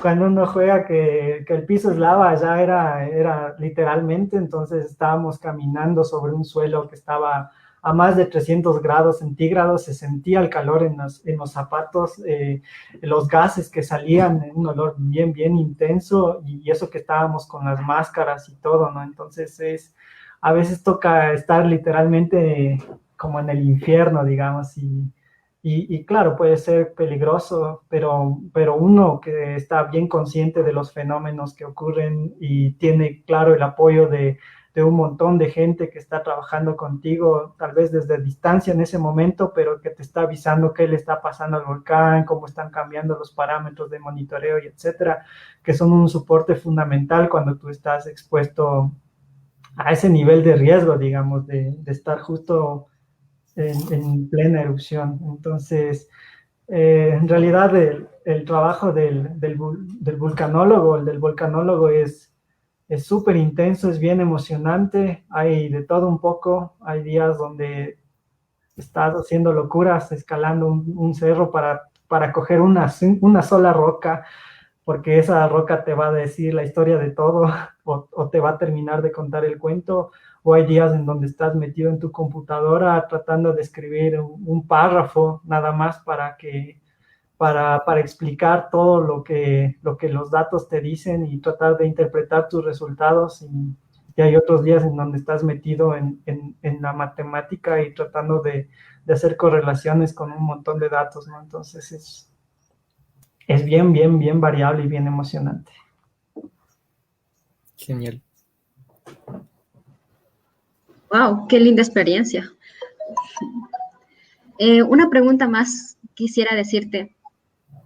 ¿Cómo puede la humanidad mitigar los daños producidos por una erupción? ¿Existen formas de evitar o disminuir su poder destructivo? Súper chévere esa pregunta y es bien importante, ¿no? Y para ello me gustaría ayudarme de unas imágenes que les voy a compartir. Entonces, me avisan cuando ya, listo. Yo voy a hacerlo un poco muy, muy simple, incluso infantil, digamos, ¿ya? Me voy a valer del cuento de los tres chanchitos para explicar esto del riesgo volcánico que seguramente muchos de ustedes han escuchado. También se habla del peligro, ¿no? De la amenaza, de la vulnerabilidad y un montón de términos que a veces no quedan bien claros en la mente de las personas y que en realidad tienen un significado diferente. Entonces, para simplificarlo, voy a usar el cuento de los tres chanchitos, que es bien conocido. Ustedes saben, hay un lobo feroz y tres chanchitos que viven en un bosque. El lobo se quiere comer a los chanchitos y cada chanchito construye una casa de diferentes materiales para protegerse del lobo, ¿no? El uno es una casa de paja, el otro es una de madera y el otro es una de cemento. Y en teoría en el cuento lo que pasa es que el lobo sopla la casa de paja y se cae, ¿no es cierto? Entonces el chanchito corre y se va a donde el otro chanchito. Luego el lobo va a la casa de madera, sopla, igual se cae, entonces los dos chanchitos corren hacia la casa del chanchito que construyó con ladrillo. Y el lobo va y sopla ya en esa casa y no se cae la casa, entonces tres chanchitos se salvan. En resumen, de lo que me acuerdo de ese cuento es algo así, ¿no es cierto? Entonces, este cuento nos va a servir para entender el riesgo volcánico y el riesgo en general, el riesgo en cualquier cosa. Entonces, hay diferentes componentes en el riesgo. El uno va a ser la amenaza. La amenaza en este caso del cuento de los tres chanchitos es el lobo, ¿ya? El lobo es el que amenaza a los chanchitos. La exposición viene a ser el sitio en donde están los chanchitos. En este caso, en el bosque en donde vive el lobo. Entonces, los chanchitos están expuestos porque viven en el mismo bosque que el lobo. Si los chanchitos vivieran en otro bosque en donde no hay lobo, no habría exposición, digamos. Pero en este caso sí hay. Y la vulnerabilidad, en este caso, la vulnerabilidad física viene a ser el material de construcción de las casas. El uno es paja, madera y concreto. Entonces, la casa de paja es más vulnerable que la de concreto, ¿no es cierto? Porque la de paja puede ser destruida con el soplido del lobo. Ya. Entonces, teniendo estos en cuenta, en mente, vamos a ver lo que es el riesgo. El riesgo, de una forma simplificada, es igual a la exposición por la amenaza y por la vulnerabilidad. Y la idea es que el riesgo sea igual a cero o que esté cercano a cero. Entonces, viendo esta fórmula simple, lo que habría que hacer es que uno de estos componentes valga cero, ¿no es cierto? Porque cero por algún valor da cero. Entonces, por ejemplo, si hacemos a la amenaza que valga cero, ¿qué significa? Que matemos al lobo, ¿no es cierto? Si matamos al lobo, amenaza cero, entonces no hay riesgo. Listo. La exposición igual a cero. La exposición cero sería que los chanchitos no vivan en el bosque del lobo, sino que vivan en otro lado. Entonces, cogemos a los chanchitos a otro bosque, exposición cero, riesgo igual a cero. Listo. Y finalmente la vulnerabilidad. Entonces, en este caso sería si la casa es más resistente al lobo, va a hacer que nuestra vulnerabilidad sea cero y por tanto el riesgo sea igual a cero. Claro que también se pueden combinar varias acciones, ¿no? O sea, podríamos simplemente irnos a vivir a otro bosque y tener una casa bien construida y listo. Con eso estaría solucionado el problema y haríamos varias acciones complementarias. Entonces, vamos a pensar nosotros lo mismo, pero para los volcanes, ¿ya? Entonces, riesgo es igual a exposición por amenaza y por vulnerabilidad, ¿ya? En el caso de los volcanes, la amenaza, ¿cuál sería? El volcán, ¿no es cierto? Entonces, ¿cómo podemos matar al volcán o eliminar al volcán? ¿Ustedes, David o Katy, creen que sea posible destruir el volcán o eliminar la amenaza de alguna forma o disminuir la amenaza? Por el momento no. O sea, hacer, por ejemplo, estos canales y todo para decir, pero definitivamente no se puede, pues, eliminar al 100%, ¿no? Ujú. ¿Tú, Katy, tienes algún comentario? Como dice David, no podría eliminarse porque tiene muchos más poderes, tiene demasiados elementos químicos, muchas cosas que no se puede eliminar. Bueno, entonces, sí, todos estamos de acuerdo en eso. Es muy, muy difícil eliminar la amenaza por completo. Hay algunas formas de mitigarla, digamos, o sea, de menguar o de disminuir la amenaza, ¿no? Hay algunos ejemplos, por ejemplo, se vio en el Etna y en Islandia, que venía un flujo de lava, que es estos como miel, ¿no? Como miel que van despacito. Entonces lo que hicieron es canalizarle para que el flujo no llegue al pueblo y se vaya a otro lado. Entonces hicieron como una zanja súper grande para que el flujo de lava que venía lento y así tranquilo se vaya a otro lado y no llegue al pueblo. Esa es una forma, por ejemplo. Hay esto de los Sabo Dams que en algún punto se volvieron un poco de boga acá en el Ecuador, que funcionan en Japón, por ejemplo, en Japón, en donde tienen unos volcanes que son pequeños en realidad en comparación a los volcanes de Ecuador. Y la idea del Sabo Dam es como reducir la energía o la fuerza que vienen los lajares, ¿no? Entonces son construcciones civiles bien grandes, más o menos se ven como las represas. David, tú debes saber muy bien cómo funcionan esos. Entonces son como muros, así que de alguna forma retienen aquí los bloques grandes, los bloques de roca, se vuelven como cernideros, ¿no? Uno tras de otro son varios cernideros que van reduciendo el tamaño del flujo de lodo y escombros. ¿Ya? Entonces, han existido algunas ideas para disminuir la amenaza. Por ejemplo, bueno, esas se me ocurren. Hay cosas bien dementes, ¿no? Por ejemplo, creo que el Alvarito Noboa decía que querían bombardearle a algún volcán para que no erupcione y cosas así. Entonces, eso es un poco ya fuera de la lógica, fuera de lo científico, porque no hay ningún fundamento para hacer eso. No se puede bombardear un volcán y con eso detener la erupción. Más bien lo que haría es como complicar la cosa y en realidad necesitarías una cantidad impresionante de detonante para afectarle en algo al volcán, que un volcán con sus explosiones libera cantidades de energía mucho más grandes que a veces que cualquier bomba hecha por el hombre, ¿no? Entonces, está en una escala diferente. Yo sé que los hombres somos unos bacanes y que hemos hecho mucha ciencia y conocimiento, pero hay cosas de la naturaleza que están en una escala totalmente diferente a la nuestra y no podemos como meter las manos ahí y cambiarlas. Eso por un lado con la amenaza, ¿no? Y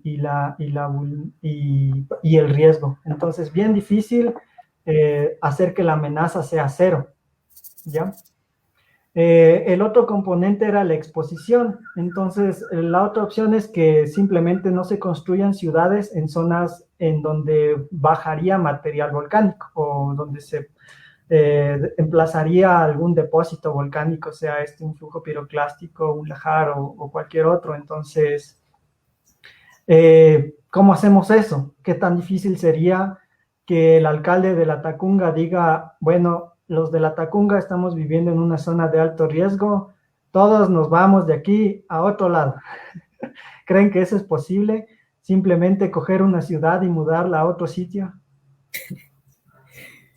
No, en Bob Esponja vi que hacían eso, pero no creo que se pueda en la vida real. Ya, como ven, es difícil, o sea, es súper complicado, sobre todo porque ya está la ciudad ahí. Existe el caso de Armero en Colombia, el Nevado de Ruiz se funcionó en el 85, me parece, y lamentable, ¿no? Como 25,000 muertos, todos murieron enterrados por estos flujos de lodo y escombro, y esa ciudad fue declarada Campo Santo. Entonces ya no se construye ahí. Entonces, de las pocas opciones que hay para mover una ciudad es eso, o sea, que hay un evento catastrófico que le destruye por completo y la ciudad entera se mueve, pero obviamente pierdes muchas vidas y toda la infraestructura. Suena feo, ¿no? Obviamente, pero eso es la historia del Ecuador. Yo les invito otra vez a leer este librito de historia de los desastres naturales en Ecuador y van a ver. De repente lo tienes en PDF, Fernando Herrera, quería saberlo. No, a mí me lo regalaron cuando di una charla y ya voy a ver qué me regalan en esta charla. No, mentira, pero no, lamentablemente no lo tengo. Lo siento, mi gato ya vino. Y la cosa es que el Ecuador, en realidad, todas las ciudades, Ambato, Riobamba, no sé si Quito, pero todas han sido refundadas, ¿no? Entonces, por ejemplo, la de Ambato, hubo un gran terremoto, se destruyó todo, y entonces la gente se movió de ahí y se fue a otro lado, más allácito, digamos, unos cuantos kilómetros más lejos. Entonces, la historia del Ecuador está más o menos así, o sea, siempre ha habido catástrofes, desastres bien grandes, y la gente lo único que hace es cambiarse de sitio, ¿no? Entonces, suena feo y medio como fuera de foco, pero en realidad así ha sido como se han construido las ciudades aquí en el Ecuador, ¿no? Se van como diseñando o se van modificando según los eventos catastróficos que han ocurrido. Eso sobre todo en el pasado. Ahora ya no se ve tanto eso, ahora se ve que ahí mismo se vuelve a construir y a veces igual o peor. Eso es obvio con los terremotos más recientes que ha habido y, y bueno, con todos los desastres que hemos visto, ¿no? Entonces, como ven, la exposición cero es súper difícil, ¿no? Mover una ciudad de una zona de alto riesgo a una zona más segura es muy complicado. Y por último, nos queda el componente de la vulnerabilidad. Entonces, yo les había hablado de la vulnerabilidad física, que en el cuento de los tres chanchitos era el tipo de construcción de paja, de madera o de concreto, ¿no es cierto? Entonces, eso sí podemos cambiar nosotros. O sea, si sabes que vives en una zona de alto riesgo por caída de ceniza, por ejemplo, y sabes que puede caer hasta 1 centímetro de ceniza, digamos. Entonces, yo construyo mi casa de una forma para que el impacto de esa caída de ceniza sea menor, ¿ya? Entonces, hago los techos inclinados que habíamos dicho, le hago de un material más fuerte, etcétera. Entonces, hay como hacer algo en este punto de la vulnerabilidad. Y no solo de la parte física, también hay algo que se llama la vulnerabilidad social, ¿ya? Entonces, el conocimiento se vuelve una herramienta súper importante. O sea, yo que vivo, por ejemplo, en la Tacunga, sé que es muy probable que haya una erupción del Cotopaxi y que ocurran flujos de lodo y escombros y bajen por los ríos Cutuchi, por ejemplo. Entonces, saber eso, simplemente el hecho de saber que eso puede pasar, que eso ha ocurrido en el pasado, ya te hace menos vulnerable. Y con eso, esa ecuación que teníamos del riesgo un poco se reduce y tiende a ir a cero, ¿ya? Entonces, eso es súper importante.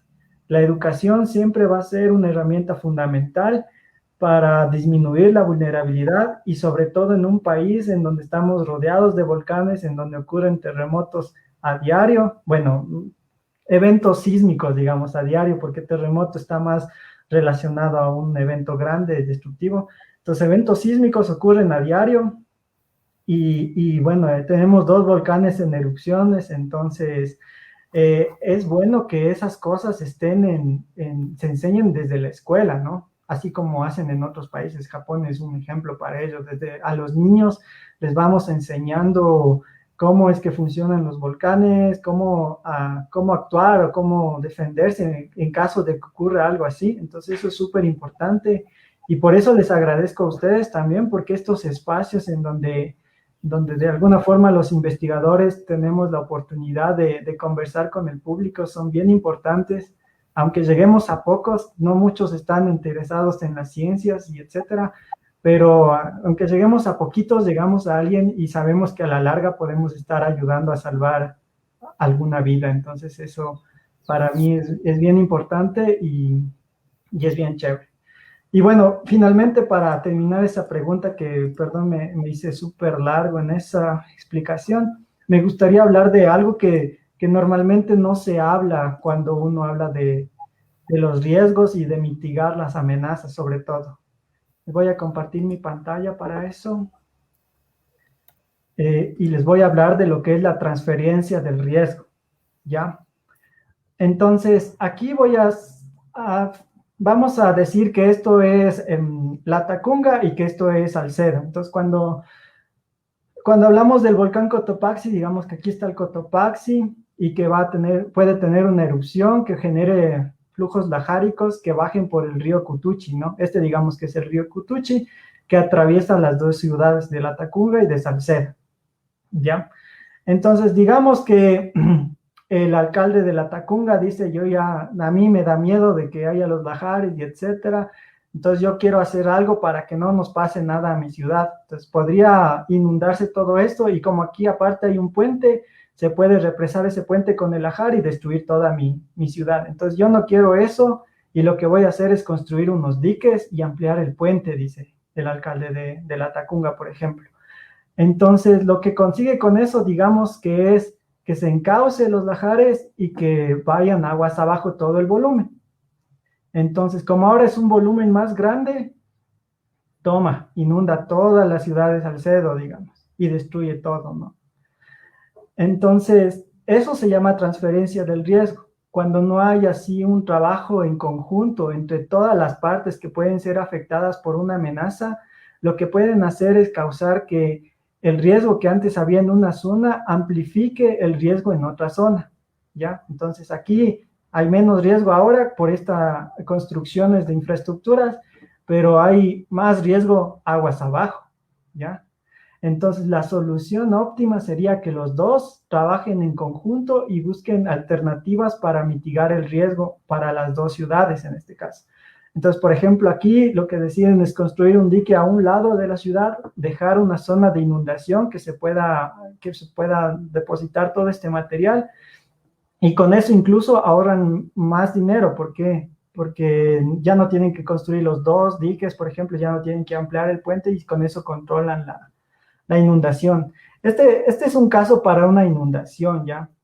Pero deben tomar en cuenta que para un lajar es mucho más complejo que esto, no es solo agua lo que pasaría, sino que eso es un fenómeno más grande y totalmente diferente. Entonces, este es solo un ejemplo para ver cómo funciona esto de la transferencia del riesgo y por qué es importante que haya una comunicación y un buen intercambio de ideas entre una comunidad y otra que están afectadas por la misma amenaza, ¿no? Porque si es que el uno cambia de alguna forma el sentido como iba a ser la amenaza, puede causar mucho perjuicio aguas abajo en este caso. Y bueno, estas cosas son, aparte de súper costosas, también hay un grado de inseguridad, de que tal vez no funcione. Un ejemplo de eso es en 2011, el tsunami en Japón, el 9 de marzo. En Japón construyeron estas barreras anti-tsunamis que son como unas paredes inmensas, ¿ya?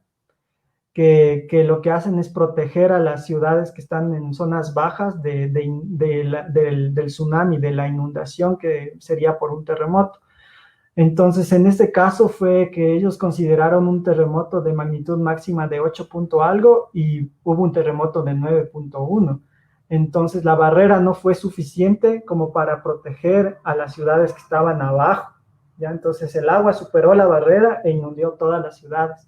Y lo que pasó es que esas barreras generan un sentimiento de falsa seguridad. Entonces, los japoneses están súper educados en la cuestión de amenazas geológicas, ¿no? Saben muy bien cómo reaccionar ante un tsunami y un terremoto. Pero como sabían que tenían ahí su pared, ellos dijeron, no, yo no voy a evacuar porque yo sé que tengo mi pared y mi pared me protege, no me va a pasar nada. Pero la pared no les protegió y por eso hubo muchos muertos. Entonces genera esa idea de falsa seguridad, de que no me va a pasar nada porque ya estoy bien protegido, pero a veces no funciona así. A veces sí, pero hay casos en donde no, y ahí vemos las consecuencias en Japón, o sea, un tsunami devastador que se cobró la vida de muchísimas personas. Eso en el 2011, en un país muy, muy top en el nivel de ciencias naturales y geológicas, en tanto a tecnología, con sistemas de alerta temprana de lo mejor que hay ahora en el mundo, pasó eso.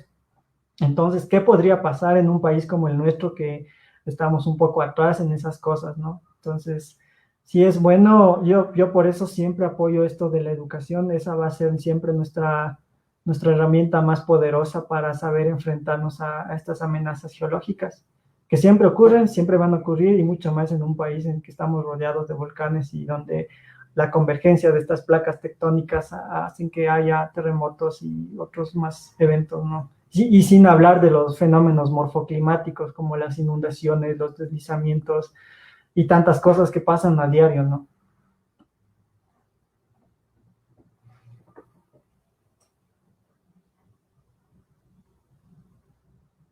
Ya, he estado en silencio mi micrófono. Muchas gracias, Francisco, por esa respuesta. Y también esperamos que el público, yo por mi parte he aprendido bastante, esperamos que el público también lo haya encontrado de su agrado, que de hecho hay bastantes saludos de diferentes partes del país y fuera del país también. Por ahí nos saludaron de México, de Inglaterra, así que de Puerto Rico también, muchas gracias, ¿no? Así tienes un público internacional, Francisco. Y bueno, en honor al tiempo, yo creo que ya vamos cerrando, ¿verdad? Ujú. Sí, sí, sí. Yo igual como no soy profe, ya me quedé sin voz. Ya. Creo que los Ya, profes están más acostumbrados a pegarse estos discursos grandes, pero bien chévere. Muchas gracias por la invitación. Me gustó mucho poder tener un espacio en donde pueda hacer más un conversatorio que una exposición en donde solo hable, bueno, aunque solo mucho hablé yo, pero la facilidad de un poco salirme del libreto, un poco salirme de la línea que se tiene cuando uno da una charla. Muchas gracias por la invitación, ha sido para mí un orgullo y muy contento de que haya gente que esté interesada en la ciencia, en varias ciencias. Yo sé que lo suyo es principalmente lo de la astronomía, pero claro, también hay volcanes en otros planetas, ¿no? Entonces, conociendo a los volcanes de acá, de la Tierra, también podemos un poco tener las ideas de cómo funcionan los volcanes en otros planetas bajo otras condiciones. Por ejemplo, en Marte, ¿no? Tenemos el Monte Olimpo con una gravedad mucho menor que la nuestra, que de alguna forma explica por qué es tan alto, ¿no? Y tan grande, y etcétera. Entonces, es bacán para mí como geólogo y vulcanólogo saber que el Perseverance allá en Marte es un geólogo, a la final es un geólogo, está estudiando rocas con las diferentes técnicas que nosotros usamos acá en la Tierra para entender las rocas, y es chévere tener allá un colega un poco más robótico, muy robótico, que hace lo mismo más o menos que nosotros, que hay un grupo bien grande en la NASA de geólogos también, de vulcanólogos tratando de descifrar las cosas que pasan en Marte, y que tienen todavía esa curiosidad, ¿no? Que igual que yo de niño comiéndome mi mora con ceniza, ¿no? Para saber qué pasaba. Que esas cosas no se pierden, y que eso es lo que a la larga te convierten en un investigador, ¿no? Y no perder la curiosidad, y tratar de responderte a las preguntas que vos mismo te haces o que otros han hecho, y eso. Gracias por invitarme. ya, Francisco. Gracias a ti. Igualmente para ti, muchas gracias. Y fue una charla excelente que me encantó, y tu experiencia también, muy bacán, como tú dices. Ya, Francisco. Ojalá te podamos invitar en alguna ocasión futura, porque tú más que nadie nos podrías hablar. Claro que no eres experto, ¿no? Pero de alguna forma relacionar estos conocimientos que tú tienes con fenómenos iguales en otros planetas. Como tú decías, ¿no? En Marte también hay volcanes. De hecho, algo interesante que pasa en Marte es que cuando ha habido erupciones o impactos por meteoritos y todo, por la baja gravedad que tiene Marte, estos pedazos, ¿no? Que digamos un volcán aquí arroja un cuerpo y cae en la Tierra, pero en Marte llegan a salir de la órbita, ¿no? Y han llegado aquí a la Tierra, pues pedazos de Marte debido a erupciones, ¿verdad? Entonces fuera chévere hablar de ese tema, Francisco. Sí, para mí sería un gusto, pero en realidad es algo que no manejo mucho, lo haría de una forma muy superficial, o sea, ideas nada más. Por ejemplo, ahorita se me ocurre que una erupción explosiva en el Monte Olimpo que genere una columna eruptiva, tal vez por la gravedad iría súper alto, digamos, varias decenas, centenas de kilómetros de altura.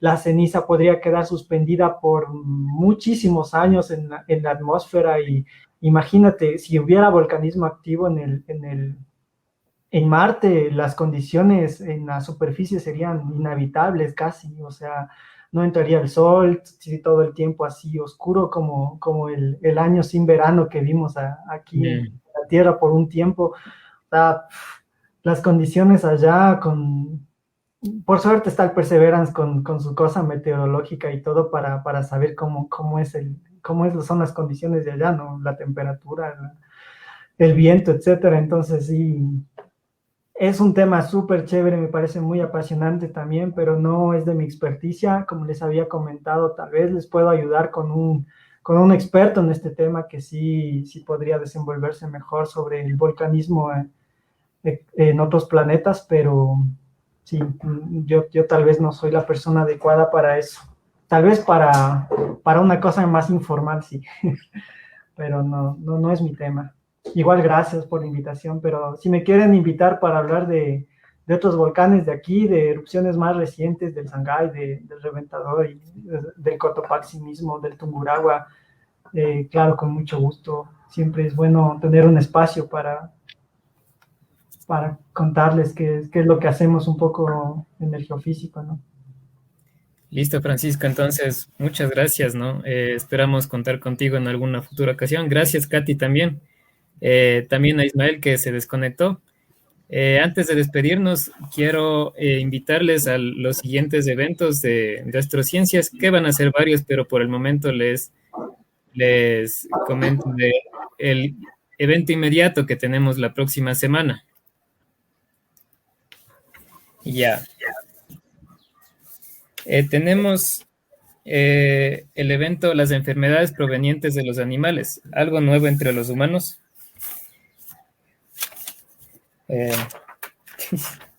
A ver, ¿dónde está? Ya, el próximo sábado 22 a las 17 horas de Ecuador, sigan y vean nuestro espacio Sinapsis de Astrociencias de Ecuador, conducido por Eric Espinosa. Tendrá como invitado a Elizabeth Minda Luisa, ingeniera en biotecnología, investigadora y divulgadora científica. Nos hablará de las enfermedades provenientes de los animales, algo nuevo entre los humanos. Ella es investigadora del Instituto de Investigación en Zoonosis, coordinadora de Laboratorios Biología Molecular en la Universidad Central del Ecuador. Es parte del Grupo de Investigación en Biodiversidad, Zoonosis y Salud Pública. Entonces no olviden esta cita para el sábado 22 de mayo a las 17 horas, hora Ecuador, por Sinapsis de Astrociencias de Ecuador. Con esto me despido. Muchas gracias a todos. Muchas gracias también. Adiós, Francisco. Nos vemos. Gracias a todos los que nos vieron.